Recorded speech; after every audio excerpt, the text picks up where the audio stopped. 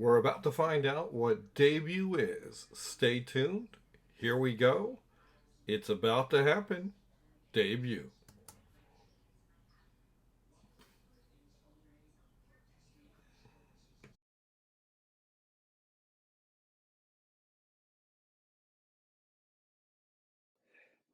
Welcome to the debut interview series. We hope that everybody's talking about debut. We've been going on for a while now, but it's a fusion of storytelling and play. We have three amazing storytellers who tell a story for the first time. They're accomplished storytellers, so they've worked the story, but they've never told it before a public audience. So I want to tell you about one of the storytellers we're going to interview today. He has first told stories about scientists and mathematicians. In fact, I've heard stories of him doing experiments in his own classroom. He was 3 months at NASA and then realized, wait, research is boring. So he decided, I'm going to teach high school. And like me, I also taught high school, and we know the riches from that. But some people say, teach high school. We're not in that caliber. That's a great place for story, and his students loved his story. Storytelling became a special way of communicating knowledge as well as values and encouragement. In time, Stas combined his love of teaching with theater and actually produced storytelling. He tells legends, fairy tales, personal tales, and lately he's also been doing Zoom tales, like we all know. Now that's what's on the paper, even though some of it's not. I want to tell you a little bit that's not on the paper. Stas Ziolkowski, he's a teller, but he's also a producer, he's a friend, he's a colleague. He knows the value of listening deeply to story, and that he knows the value of being an ambassador to the art.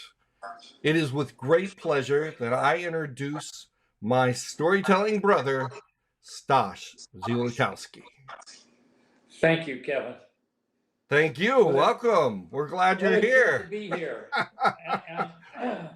And I know Stas as also a producer who did the Fairfield in Arkansas Storytelling Festival. And I have a feeling that he listened to stories and said, I just got to have more because being a teacher, you're part of that sharing community. So tell us a little bit about your journey to finding story. Oh, I started teaching in 1967. I was born in 67, Stas. Well, what a great time to begin. Yeah, exactly. I can put that in the story sometime. Kevin Cordy and I began together. I had a little less vocabulary. Well, I found out teaching chemistry at a private school, at a high school that I went to. A new building, but it's the same people, Christian brothers. And the setup there was that we lectured, a partner and I, brother Kevin was in charge of the science department. He and I each did 2 lectures a week in an auditorium. And that covered the entire chemistry classes. I covered almost 400 kids. This is all boys. And when I was ready to leave there 3 years later, I was so excited about what the future would hold, because I thought, if this is the beginning of my career in teaching, I can't wait to see how much better it gets. It was the best system I could imagine. It was sort of kind of like leaning towards college a little bit. So I lectured to a little bit less than 200 boys twice a week, and Kevin did also the other parts of the class. And then we had 20-minute classes with the boys, no more than 15 at a time. And we had lots of those all week. So every kid had at least 2 of those 15 to 20-minute classes where they could bombard us with questions. And the whole purpose of those were for us to give them information that they didn't get from the lecture, or that they wondered about the lecture. because the lecture was no questions, which was kind of neat. Nobody to disturb you, and you had to prepare a lecture very carefully. But shortly into the year, I noticed that one day when I told a story about a scientist, one of the guys that made a discovery, I actually felt, wow, they're really listening. I could actually feel that they were listening to me, even though there were no questions and things allowed. And so the next lecture I had, I did the same thing and told a different story, of course. And I remember saying to Brother Kevin, you know what, brother, I think I found out how to keep people awake in a classroom. And I told him, he said, I think that's great. He said, he was like the moderator while I was lecturing. I was the moderator while he was lecturing, and he said, I really enjoyed that. He said, I might try that myself sometime. Well, it turned out that the kids just loved those stories. Now, throughout my career, I found out that not all administrators liked my stories. I had a couple of administrators, especially one boss, who said, you're always telling stories. Do you ever get to the subject? And I said, the stories are always about the subject. And I had a great help with that. We once had Hubert Allier, a Princeton chemistry professor who was known as Dr. Boom sometimes, because he did experiments that were exciting. And I fell in love with his work. And we had him in Baltimore County as a guest speaker at the beginning of the year, like in August, to all the science teachers. And the first thing he did was he pulled out a stool from behind where he was. And we had a classroom full of teachers, or an auditorium. And he said, so here we are. And he started to talk about this and that and the other thing. And then at the end of about 10 minutes, he sat down on the stool and he looked at somebody in the front row and he said, so what do you teach? The guy was shocked, but he told him, and he said, do you like teaching? And it got real quiet. And he looked up and he said, it was 10 minutes I was talking to you. No high school kids should be bombarded with more than 10 minutes of your knowledge. He said, take a break. 10 minutes, 11 minutes, take a break. Ask the kids a question. How'd the game go yesterday? Or, what did you learn in your algebra class today? Or English or something. He said, if you take a break after 10 minutes and just tell a little story, share something, he said, you'll find out the class goes faster and the kids have a better time. They won't think you're just, blabbing at them. Well, I just couldn't believe it, because I went and found my boss, John, and said, hey, John, what do you think of his story? So that really helped me, because, and I adopted some of other things that he did. I learned how to set the ceiling on fire in my classroom. That was what they thought, but it didn't really. I managed to start every chemistry class each semester by having an explosion in my sink, right above the sink, of methane gas in dishwater, soapy dishwater, and it would form these bubbles, and it would make like a beehive full of gas. Well, the methane is less dense than oxygen and nitrogen in the air, and so this beehive would break off from the water, and it would float towards the ceiling. Well, I would reach behind me and grab my meter stick, which had a lit candle on it. When that beehive of soap bubbles got near the ceiling, I would put the candle to it. What would happen is it would explode, and it would go across the ceiling, a blue flame, and some soap would drop down. So I'd like to point out at this point that you're using story to tell us how you taught within the context of chemistry, and just the beautiful blue flame I mean, Right. as an educator, as a professor of education, we need to listen to you, and we need to listen to. I mean, it sounds like story slowly came to you as a means of getting through to 200 high school students, and I can share and echo that too. And then the other thing that you are pointing out is that even though I would argue when you take a break to tell a story, you're still connected to the curriculum. It just happens to be the curriculum is the kids and their lives and their voices. And we need to bring that into the classroom. Absolutely. And it's so Absolutely. great. Um, so I had an astronomy class at Kent State University. And I remember Dr. Liss, he said on the first day, this was what he said: I don't like astronomy. I don't know why I'm teaching this class. I'm a physics instructor. And I thought, oh my God. And then he started talking about cumulus clouds and some kind of, and we wrote everything in the on the notebook. And one day he said, I have to do my laundry. And he wrote down, I have to do my laundry. And on the overhead. And I'm writing down, I have to do my laundry.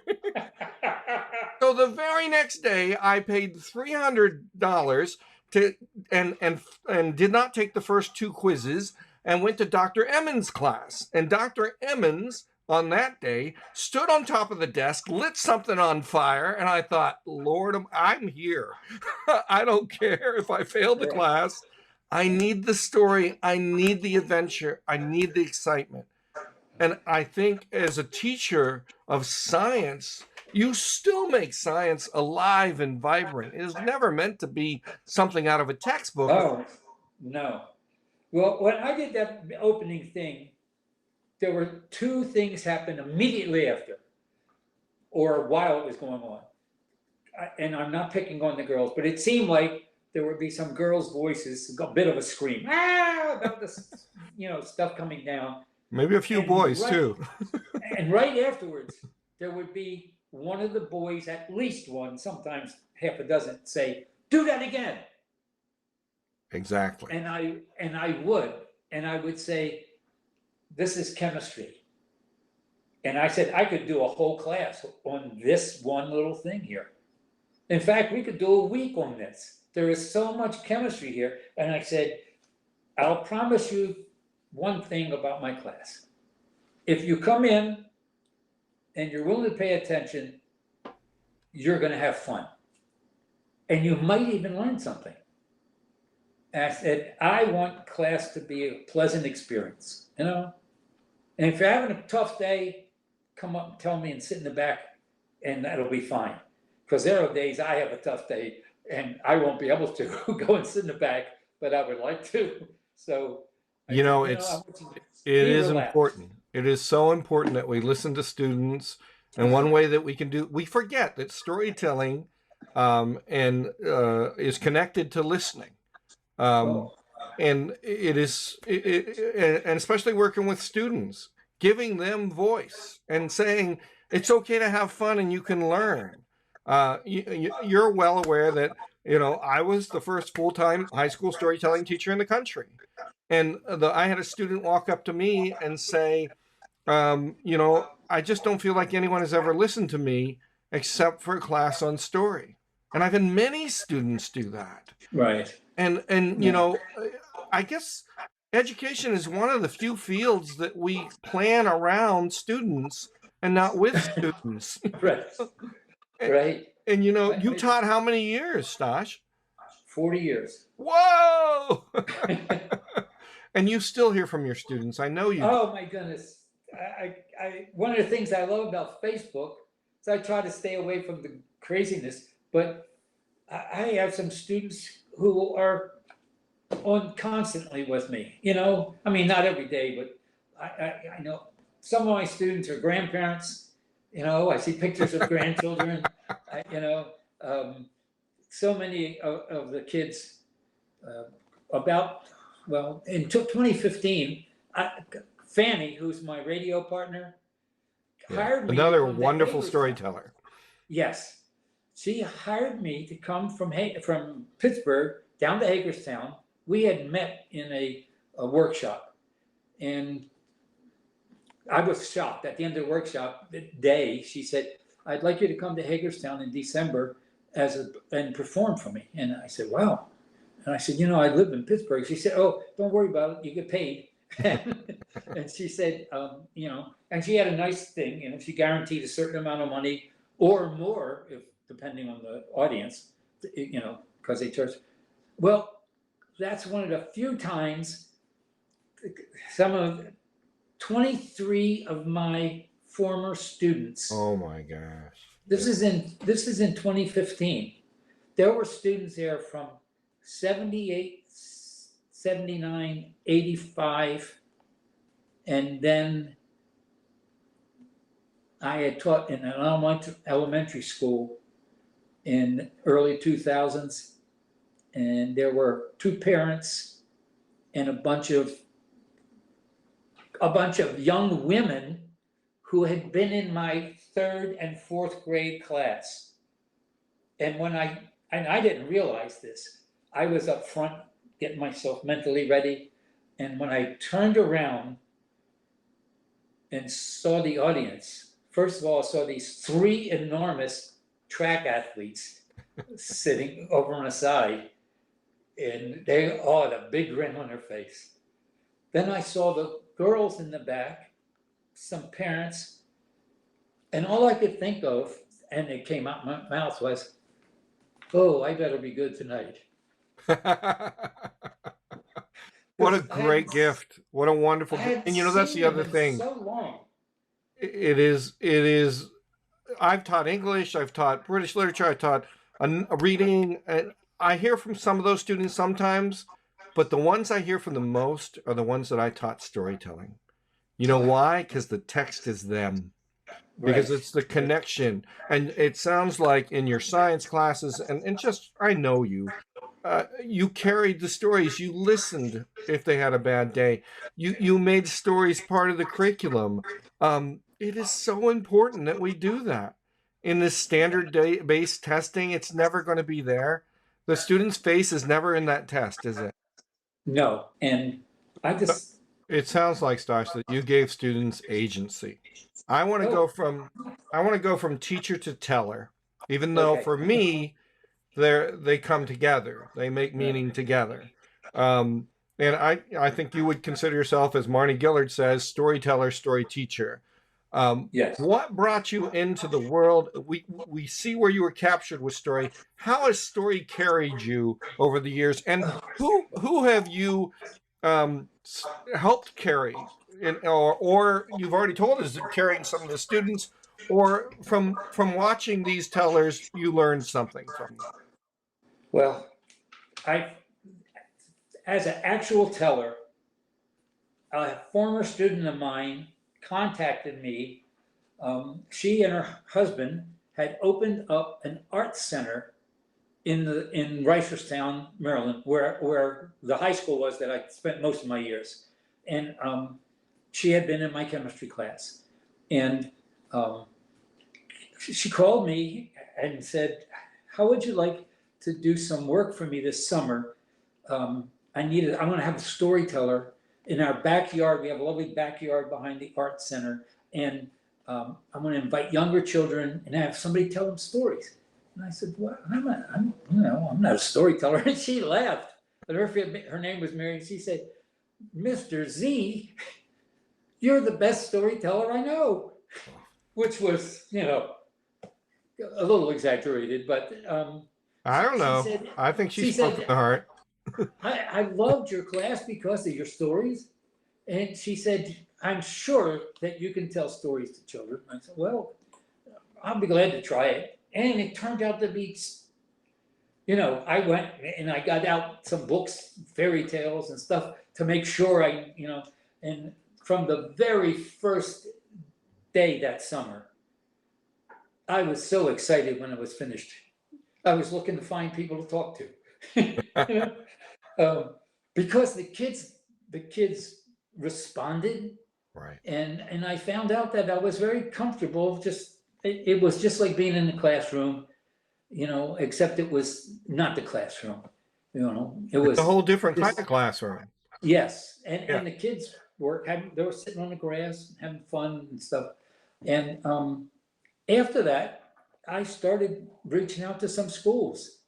And, I would go to the school and introduce myself to the principal and say, I'm a storyteller. And if you ever, need somebody to do a program, here's my card. And I started to get jobs, and at the same time, I was getting involved in theater very, very heavily. And I got jobs through the theater. People, people that I was on stage with said, "Hey, I heard you tell stories. Is that right?" I said, "Yeah." And they said, I got birthday parties and stuff like that, and I just fell in love with it. Actually, I love.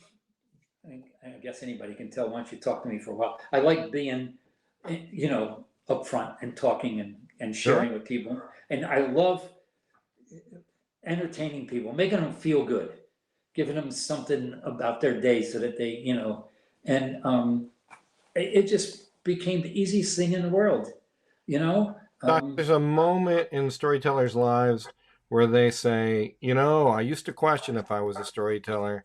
Is there one time or a moment or an event or a performance that you said, I ain't questioning anymore. This is just what I'll do?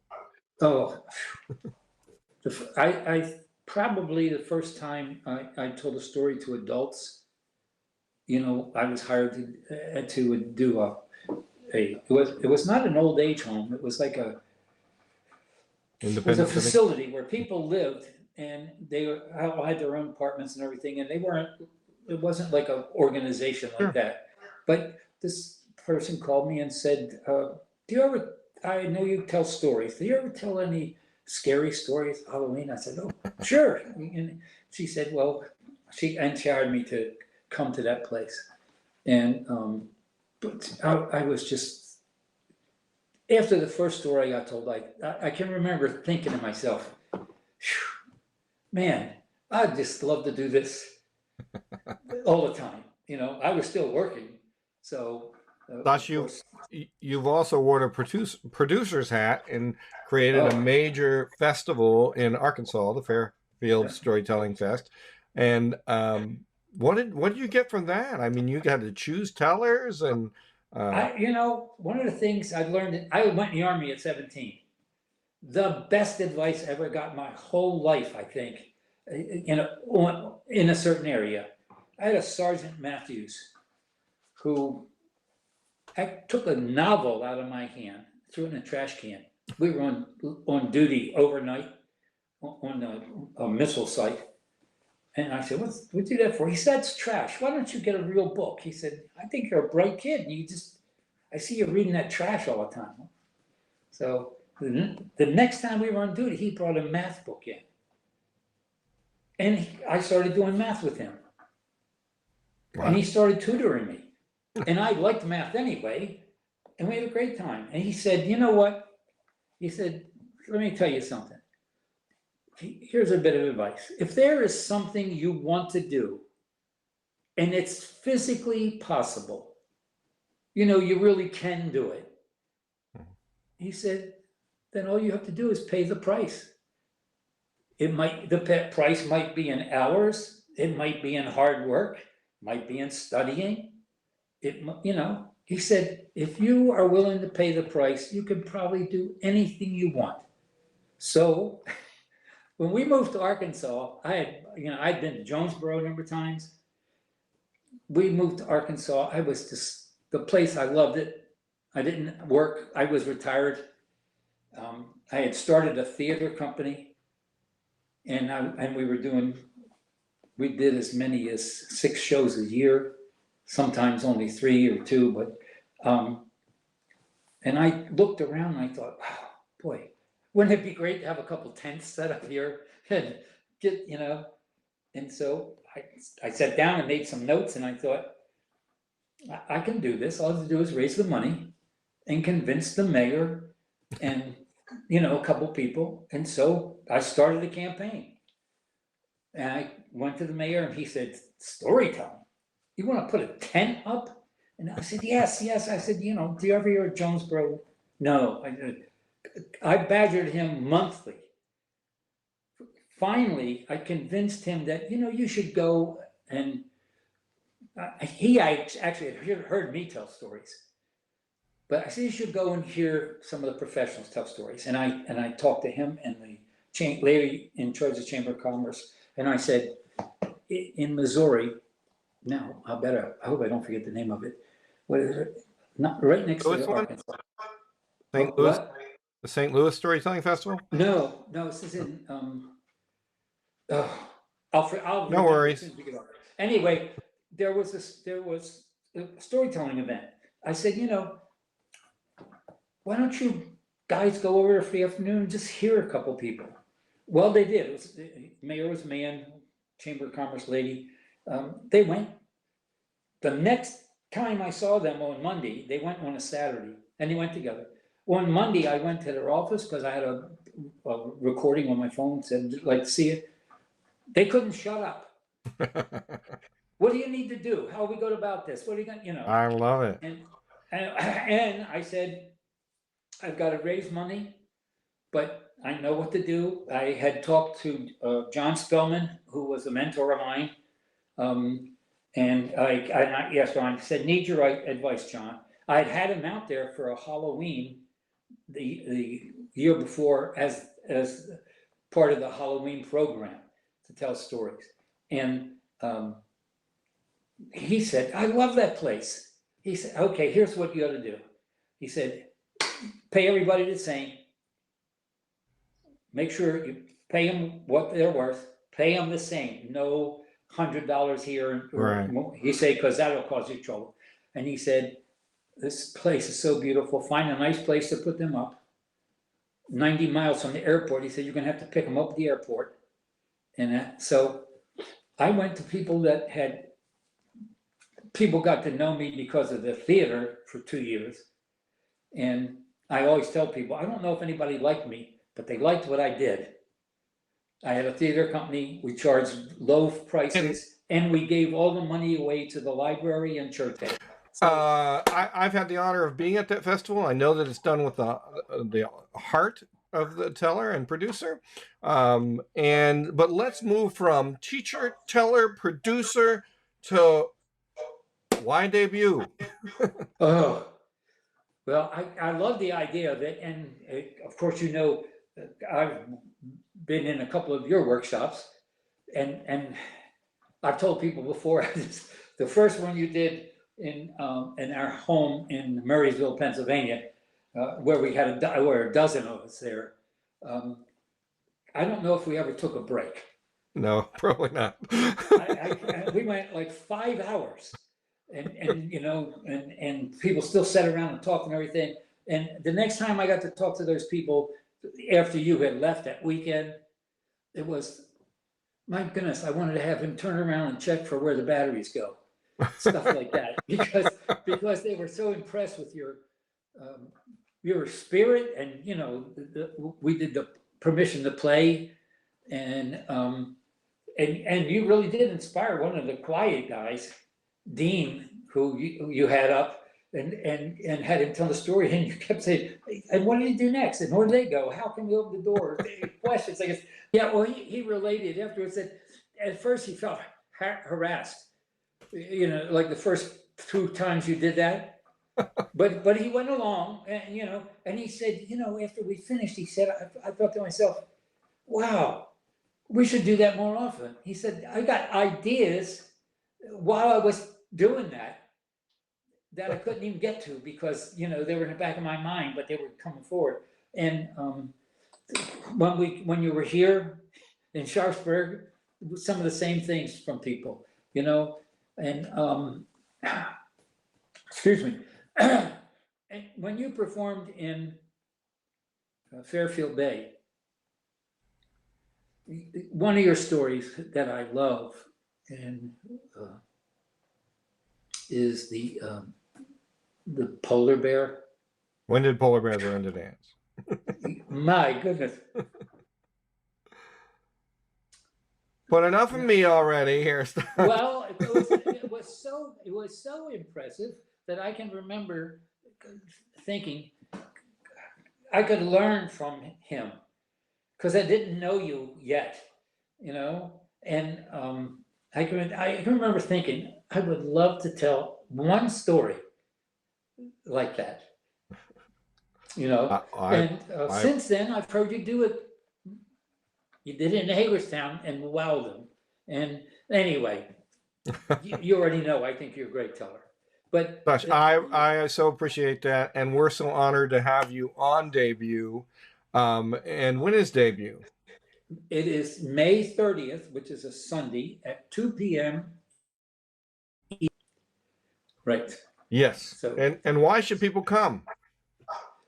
because storytelling is important, and hearing from storytellers is important, and people will get a better appreciation if they see some of the process, I think. And tease us a little bit about the story that you're thinking about. It doesn't have to be the one that you've decided. Well, the first story I was thinking about, I talked about something, and I was running it by my wife, and at the end I said, I don't think you like that much, and she was very honest. She said, no, I didn't like it. she said it was too sad. It was, there wasn't anything, I said, okay, I'm not doing that one then, because if I can't get Terry to laugh, I'm in trouble, because she loves me, So the story I've always wanted to tell is about my brother, Tony. I have a brother who is 83, and I'll be 80, and all my life he's been really good to me. He hasn't had a very good life in many ways, and would have good reasons sometimes not to be good, We're not gonna let you tell any more. No, of it. anyway, But it's a story of my brother Tony. And Stas, why is play important? I think it's because it frees the teller to open up about the story and think about the story more. So many people, when I've told about storytelling, when I've talked to classes or some, they always say, well, how do you remember all that stuff? And I tell them, I don't memorize anything, not my stories. I said, I might memorize if I told it had a poem in it or something. But I said, what I do, and I showed them, I draw pictures. I'm not a good artist, but I draw, stick figures. And then I look at the pictures, and when I'm telling, I look out at the audience and I see my pictures. And I just tell them what I see. And in the very first class I ever took, I actually took a class from a lady at Western Maryland College. One of the first times when I reached out and said, I'm going to take a storytelling class. And the first thing she did was pass that piece of paper with 9 little panels on it. And she said, just put your pen down, pay attention, pencil. And she told a story, a real short story. And she said, now draw that story for me, I'll be back. And I don't know if she went out and got coffee or something. She came back and she picked up the papers and she said, I'm going to look at your papers. There were about 8 of us. And she said, I'm going to tell the story I see. And it was a riot, And she said, the reason you're all laughing is because I'm seeing the story you drew and you would see it much differently. And that's the beauty of storytelling. Yes. And she said, there are 8 stories here. If I pass these out, each one of you would tell 8 different stories. And we'd have a collection at the end. And she said, so this is a technique. You don't have to do it, but I have a whole folder full of these. And it really helps. And just in that little short bit, we're learning new technique. And that's one of the reasons I have these interviews and debut. We've learned a little bit, Stas, about you being a teacher, a teller, a producer, a player, and giving yourself permission to play. And we're so glad that you're coming to us on debut. Stas Ziolkowski, we are giving you the last word. Debut is coming.